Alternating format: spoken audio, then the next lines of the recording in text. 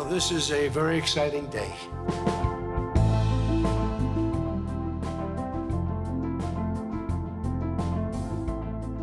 Hey everybody, it's Jamie. Today, how a 20-point plan containing the U.S. vision for a post-war Gaza has evolved into what Donald Trump calls the greatest and most prestigious board ever assembled. We just created the Board of Peace, which I think is going to be amazing.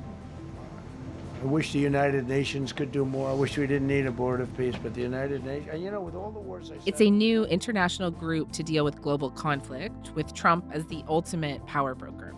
We're getting into the backstory behind this Board of Peace and asking why a group that Trump says might replace the UN was legitimized by the UN Security Council itself. So, is Trump's Board of Peace a true threat to the UN? To talk about all of that, I am joined by Hugh Levitt. He is a senior policy fellow at the European Council on Foreign Relations based in London.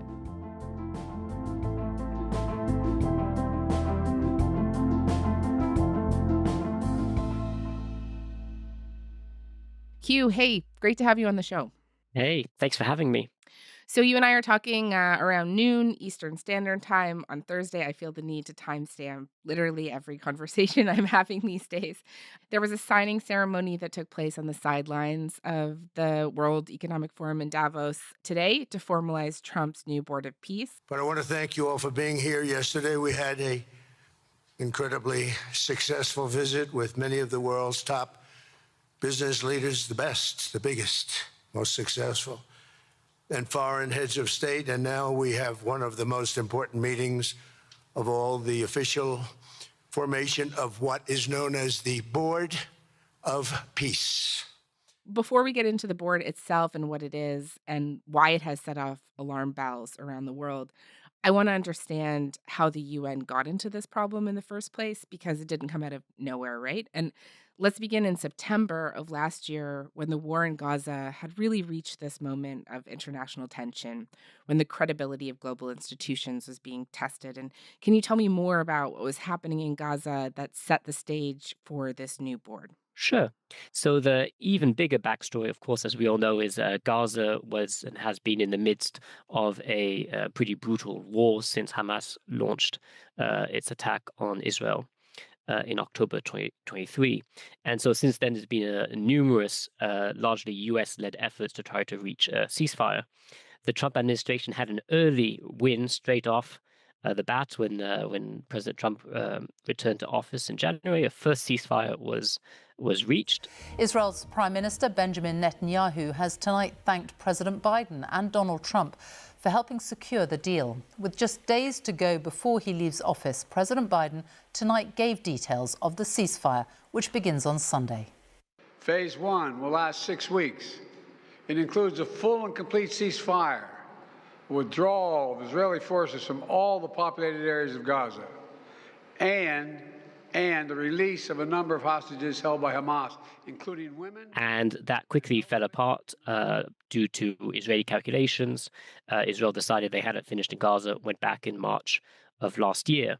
So then cue a renewed search for a ceasefire, and gradually, what that search for ceasefire turned into was Trump's 20-point plan, something that was far more complicated than previous U.S. plans to resolve Gaza, trying to take into account more Israeli considerations about how to deal with Hamas, but also trying to block out the Palestinian Authority from returning, and this huge dilemma about who would take over and how you do more of a staged withdrawal in terms of Israel's withdrawal from Gaza, but also then trying to lock in Israeli gains against Hamas. So very complicated. Mm-hmm. And what that U.S. Trump-led effort resulted in is what has become now known as the 20-point plan, which you alluded to. And one last piece of information on the 20-point plan, which I think will be important for the rest of our conversation, is that was formulated last summer. And there was lots of different cooks, I guess you could say, that contributed towards this plan. Some of this was of Israeli thinking, some of it of Trump's own thinking, but also there was a lot of Arab and European thinking that went into it. And so the result was a text that had some positive points and did reflect some positive, I guess you could say, U.S. concessions in terms of acknowledging a two-state solution, the need for Israel to withdraw, but also in a way to also ensure Israeli participation. There was a lot of lack of clarity, a lot of ambiguity, a lot was said left unsaid. And so we had a text, a plan in 3 phases that had a lot of holes in it. Hamas must have no role in future governance of the region. Instead, a temporary Palestinian governing body would be established, supervised by a board of peace led by US President Donald Trump. But the plan that we put forward today is focused on ending the war immediately, getting all of our hostages back, getting everything back. So I appreciate that was a very long backstory, but that is, I think, important to know how we got here. Yeah. So the 20-point plan was kind of okay in some ways, but it was missing a lot. And the question was, how do you actually then move it forward? And the answer that most people seem to have is, let's enshrine it in UN Security Council resolution. And that turned into UN Security Council resolution 2803, which was passed in November, formally establishing the Board of Peace. I want to come back to 2803 in 1 second, but just situate the Board of Peace and the 20-point plan for me. Like, it introduced this idea of a, quote, new international transitional body. Yeah, the Board of Peace as a term is something that seems to have been borne out actually through the engagement of former UK Prime Minister Tony Blair. So it seemed to come out a bit from nowhere. However, some of the ideas had been around for a while in other quarters. So Arabs and Palestinians had been calling for international protection for Gaza and the West Bank. So there was already this idea about that maybe there could be some sort of international mission. There was a general understanding, I think, in most quarters that there would need to be an international intervention force or peacekeeping force or whatever you want to call it that could also come in and ensure that the fighting did resume and do at least peace monitoring. And then finally, again, going back a few years now, because Israel would not allow the return of the PA, there was also this idea of setting up a technocratic Palestinian committee to govern Gaza. Mm-hmm. And so these different ideas, this idea of international supervision, a Palestinian technocratic committee, an international stabilization force, they kind of all have been around for a bit, but ended up being repackaged under the title of a Board of Peace. And how was Trump talking about it at the time?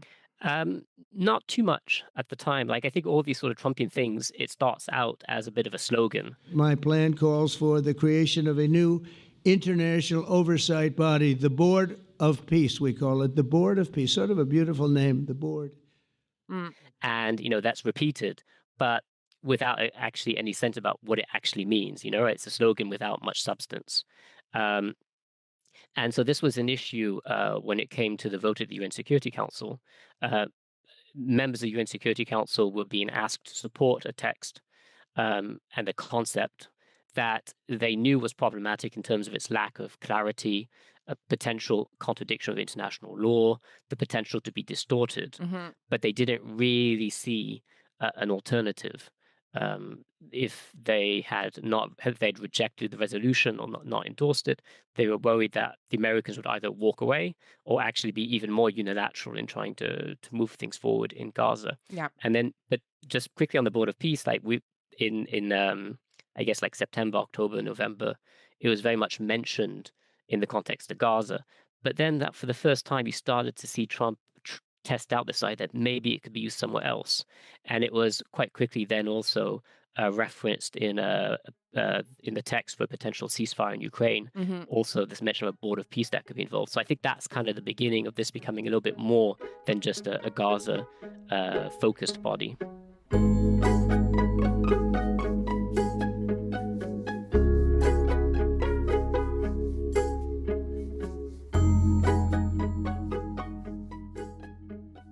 Tell me more now about the resolution 2803, right, by the Security Council. With those in favor of the draft resolution, please raise their hand. The United States wanted the UN Security Council to endorse Donald Trump's 20-point Gaza ceasefire agreement, and that is exactly what the U.S. got. Today's resolution represents another significant step towards a stable Gaza. By passing this motion, What did the members of the Security Council ultimately set in motion here? So the UN Security Council resolution, I mean, the text itself is almost a copy paste of the 20-point plan. And I think I've already been going on enough about all the issues and the lack of clarity.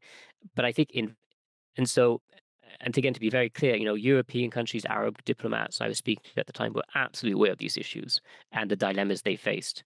Their hope was that by voting for it, they would keep the Americans engaged, but then they'd be able to subsequently engage with President Trump and his advisors to positively shape the application or implementation of the resolution in a way that is far more, at least in my view, and I guess in their view, far more positive.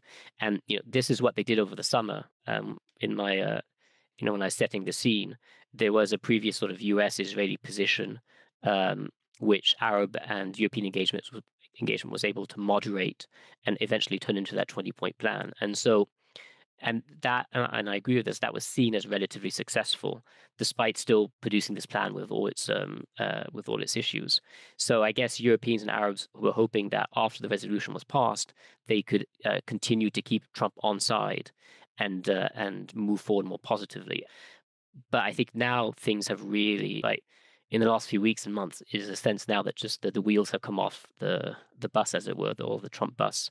And so a lot of the Arab European efforts to try to moderate and restrain President Trump on Gaza and other issues is now suddenly not working. And so suddenly this Board of Peace has turned into a bit of a monster, really, that has very little to do with Gaza. Yeah, and just do that piece for me, right? How we get from the resolution to this charter that was signed on Thursday morning. So the resolution envisages quite a bit happening. So it divides the ceasefire implementation into 3 phases, with timelines that are relatively clear, but with milestones which are much less clear. So it's less clear, what the different sides need to do concretely beyond, some slogans. So, for example, phase 2, which we've now just entered, requires Hamas to disarm. What does that mean in practice? What does it need to disarm? These are hugely complex questions, which need to be negotiated between all the sides. And there's a different discussion, but I think, progress can be made, but it's not sufficient to click your fingers or write it in a resolution. It requires a lot of work and effort. And that's just one more example of the problems of the 20-point plan. It sets down certain principles, but doesn't really flesh them out in terms of how to reach them. Mm-hmm. That's one example. Second example, Israel needs to ultimately withdraw from Gaza. Israel said it's not going to do that. It needs to open up the Rafah crossing on the Egyptian border. It has not done that. It needs to allow in increased humanitarian aid. It has not done that. So anyway, this is important to bear in mind, in that this is a far bigger issue than the Board of Peace per se. And there has been some progress on some issues and far less progress on most issues. Palestinians across Gaza are questioning Israel's commitment to the second phase of the US-backed ceasefire, but many of the requirements in phase 1 still haven't been met. Israel was to stop all attacks on the Gaza Strip, but the strikes have continued, killing at least 449 Palestinians since the pact was signed. Israeli forces have not retreated to the agreed-upon so-called Yellow Line. Instead, Palestinians have been squeezed into smaller living zones, extending Israel's area of control. The Rafah crossing was to be reopened in both directions to facilitate the distribution of humanitarian aid. Israel continues to restrict the entry of aid and has banned many aid organizations from operating. But over the past month, there's been sort of 2 points of attention, really. One is this international stabilization force that I mentioned. Who would contribute and what would the mandate be? And after the UN resolution was passed, there was a hope, and I certainly had this hope, that we could move forward to start to clarify this in terms of what the mandate is. Is it enforcing Hamas's disarmament, which few countries want to do because it means fighting Hamas, or is it trying to supervise a decommissioning process? The second point is the Palestinian Technocratic Committee. But again, there hasn't been that much progress to date. Now, finally, because Trump wanted to unveil everything at Davos, suddenly we've seen a flurry of activity. But the bigger issue now, which is the Board of Peace, is you have these different ideas, right? The International Stabilization Force, the Palestinian National Committee. You kind of also know you need to do the reconstruction. And so how do you actually manage that? And the UN resolution, I guess, envisaged the Board of Peace managing that, but without this understanding of what that looks like in practice. And so that lack of clarity, or that, I guess you could say, that empty space, has now been filled by the most sort of, I guess you could say, maximalist version, interpretation of what a Board of Peace could be. And so basically these different points have all converged today in Davos, all that set to the backdrop of a huge geopolitical moment, which the Board of Peace is now sort of amplifying.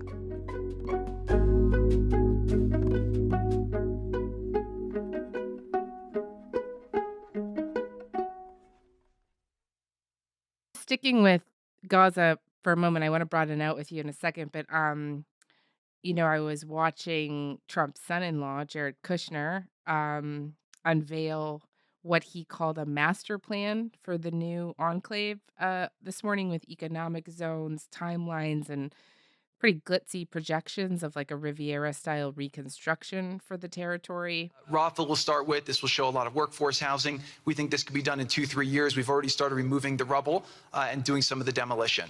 And then New Gaza. It could be a hope, it could be a destination, have a lot of industry, and really be a place that the people there can thrive, have great employment. Once this starts going, we think there should be 100% full employment and opportunity for everybody there. And just who exactly is this plan for? Who has consented to it? Yeah, absolutely. And the polite response to the unveiling of the plan would be to say it's pretty nuts, because it's nuts because if you actually look at the plan, it's creating a completely alternative political, economic, and social reality to what exists in Gaza at the moment. It's literally, I think the Latin expression is tabula rasa, like it's completely pushing everything off of the table and creating a whole new reality. In the beginning, we were toying with the idea of saying, let's build a free zone, and then we have a Hamas zone. And then we said, you know what, let's just plan for catastrophic success. Hamas signed a deal to demilitarize. That is what we are going to enforce. People ask us what our plan B is. We do not have a plan B. We have a plan. Which clearly, well, I say clearly, most likely cannot work even with Trump behind it, because it's so radical and will require like bulldozing basically everything in Gaza. And of course, Israel's already done quite a bit of that, but still some of Gaza is still left. So this idea that by trying to create a new reality, you can suddenly make Palestinians forget their nationalism or their resistance to the occupation. And this whole conversation about UNRWA is also one part of it, that if you get rid of UNRWA, you get rid of the Palestinian refugee camps, Palestinians will forget their desire to return to what is now present-day Israel. So you have that. You probably have also a little bit this sort of right-wing Greater Israel settlement discourse also playing out, which is there's a part of the Israeli political system, and part of it is in government, that actually wants to return to Gaza at some point, which is an animating force behind this sort of desire to demolish or subjugate Gaza. So that's the Israeli influence. The American influence, again, I guess influenced to a certain extent by the Israelis, but it's also, I think, influenced by this real estate mentality. This idea that if we just throw enough money at it, we let the U.S. private sector deal with it, then we'll do something amazing. And this is what Trump has himself been often saying. And we've developed ways to redevelop Gaza. Gaza, as President Trump's been saying, has amazing potential, and this is for the people of Gaza. We've developed it. When you look at the slides that Kushner showed today in Davos, we've seen these same slides being used during the first Trump administration, and when Trump presented his peace plan, which had a big Gaza annex and the same sort of very outlandish ideas. And there's been, since the renewed war in Gaza, there's been a lot of other ideas about creating humanitarian bubbles, which in effect would somehow exclude Hamas. You would have de-radicalized Palestinians living in under, quote unquote, the protection of foreign contractors, subject to biometric controls. So the point is, I think it's a very dystopian reality. And to finally answer your question, when you look at the Board of Peace and its executive boards, you do see a lot of people. Well, I say a lot. You see a number of private individuals who do not represent countries per se, but actually private investment companies. And these investment companies are quite active in real estate. And so when you put together all these very complicated strands, this idea about redoing Gaza, investing in real estate, having the Americans own it, you look at who's on the board, you really do get the sense that what the Board of Peace is ultimately aiming at, or at least some of the individuals, is not really what's best for Gazans or what Gazans want, or empowering Gazans. It's actually, how do you make a buck off of Gaza? And I'm very sad to say that. I've heard you describe this board like a company, and describe it also as a massive oligarchy network. Together, we are in a position to have an incredible chance. I don't even call it a chance. I think it's going to happen. To end decades of suffering, stop generations of hatred and bloodshed, and forge a beautiful, everlasting, and glorious peace for that region and for the whole region of the world, because I'm calling the world a region. The world is a region.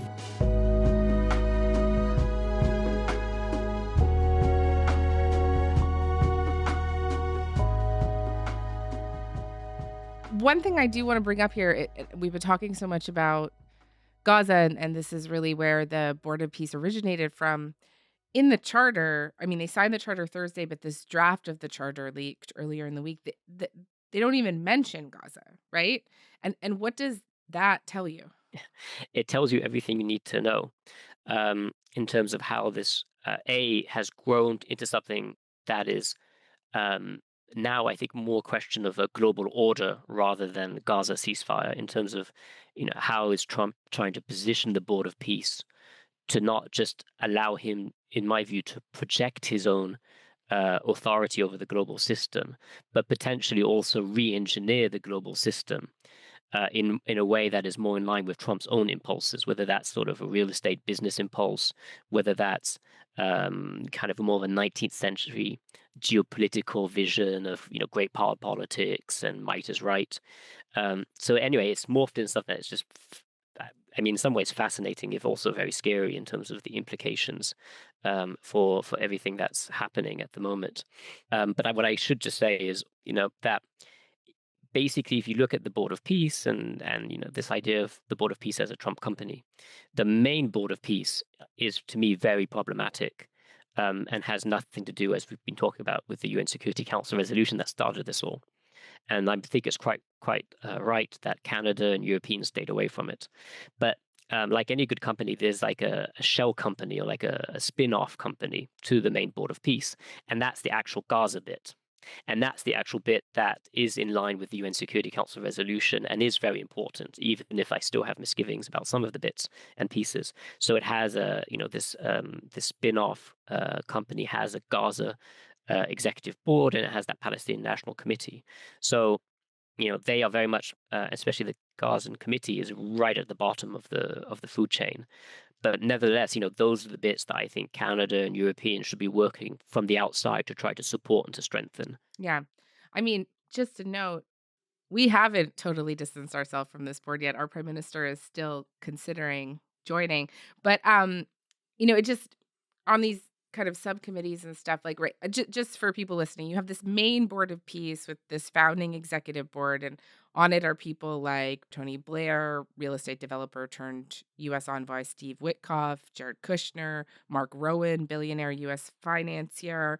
And then you have Trump, right, who is the indefinite chairman of this board, as I understand it from this draft charter. And he has all of these powers, right? It allows him to remove member states, a decision that could only be overturned by 2/3 majority of members. It appears to give him a veto on the board's decisions, and it also provides him with the exclusive authority to create, modify, or dissolve subsidiary entities as necessary or appropriate to fulfill the board's peace missions, such as the executive committee that will deal with Gaza or other similar boards created for other conflicts, right? So I take your point that there's kind of these offshoots happening, but it seems to concentrate so much power in Trump that he could just get rid of this anytime that he wants, right? Am I reading this wrong? No, you're absolutely right, and it's a mess.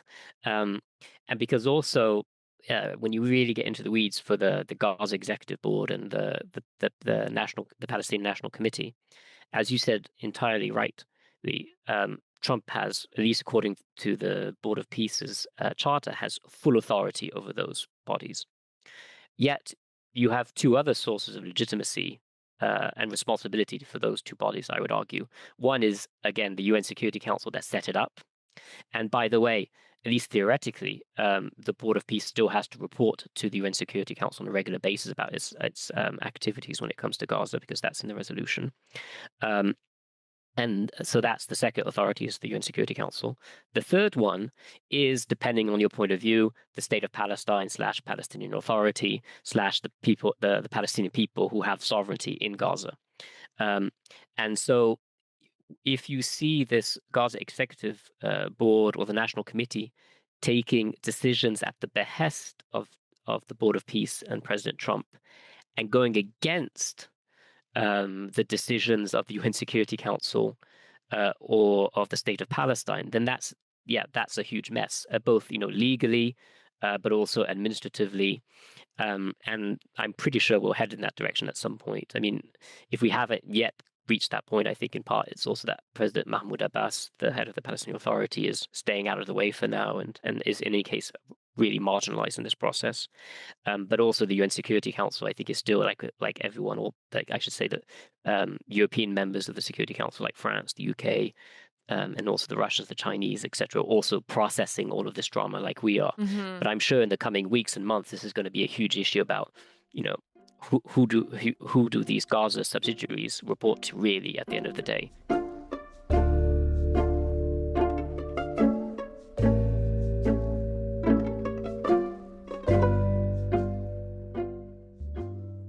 Russia and China have been invited to be members of this board as well. I mean, there's been a lot of headlines about how countries can pay $1 billion to buy a permanent seat on this board. It's not yet clear whether anybody is going to be paying this, but the Board of Peace has basically been criticized as sort of this pay-to-play imperial court, an international version of Trump's Mar-a-Lago club.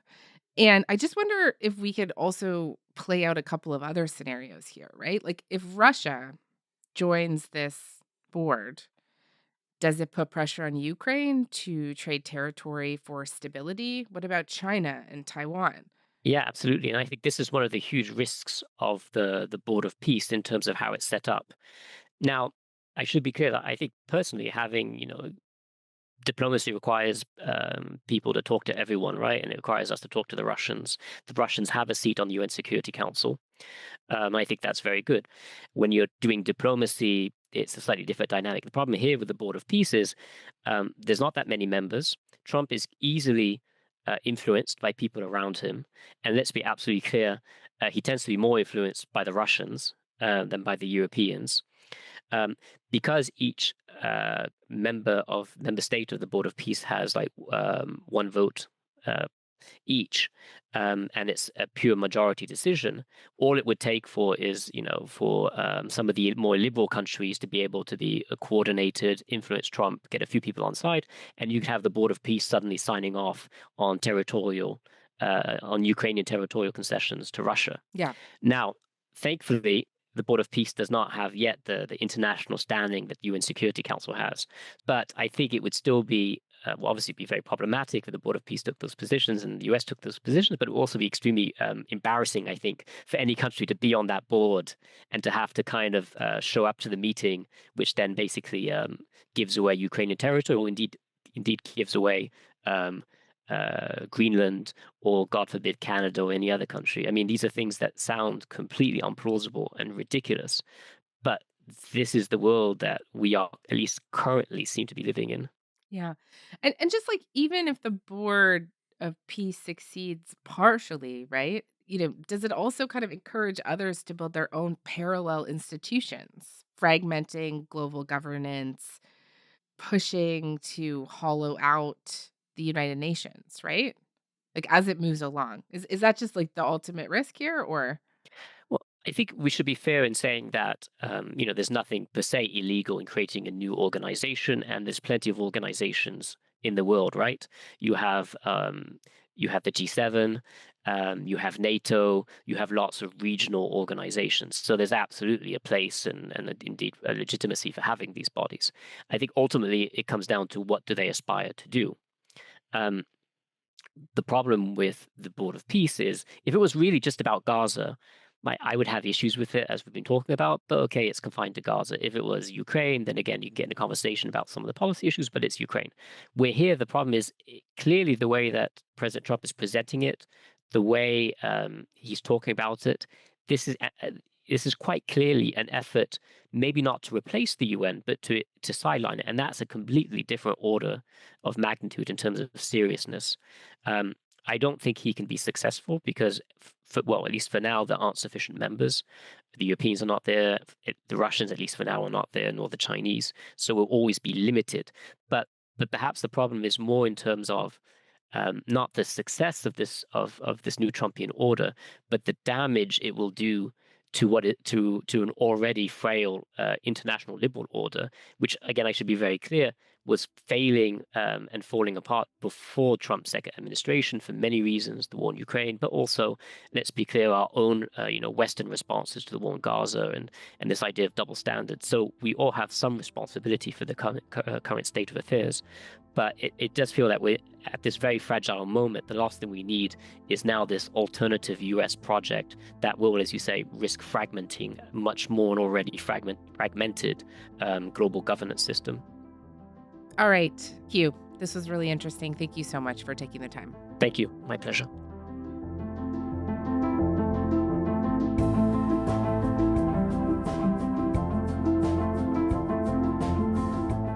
All right, that is all for today.